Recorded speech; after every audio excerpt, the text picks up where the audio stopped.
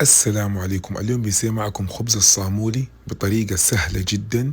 نشوف الطريقة. أول حاجة أنا بحط 3 أكواب دقيق، ملعقة كبيرة خميرة وسكر وملعقة صغيرة ملح.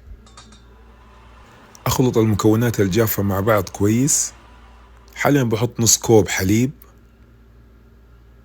ربع كوب زيت زيتون أو زيت ذرة، وآخر شيء نحط كوب ونص موية بالتدريج، ونخلط المكونات مع بعض كويس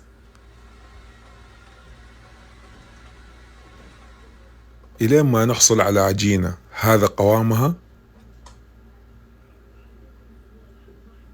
حاليا بنكور العجين بهذه الطريقة، ونحط زيت في أي برطمان، ونحط العجين ونغطي تقريبا لمدة 20 دقيقة إلين ما يتضاعف الحجم.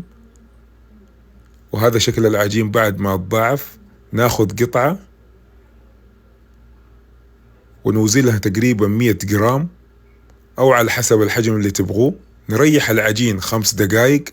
بعد ما ريحت العجين 5 دقايق آخذ كل قطعة وشكلها بهذه الطريقة.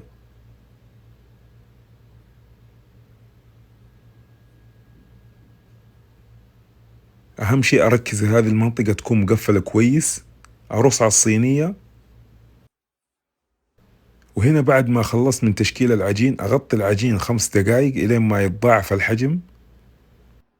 هنا بعد ما يتضاعف حجم العجين أدهن بشوية حليب أو بيض، وأخذ على الفرن على درجة حرارة 150 من تحت. بعد كذا أحمر من فوق، وهذا الشكل النهائي. وبس كذا، وعليكم بألف عافية.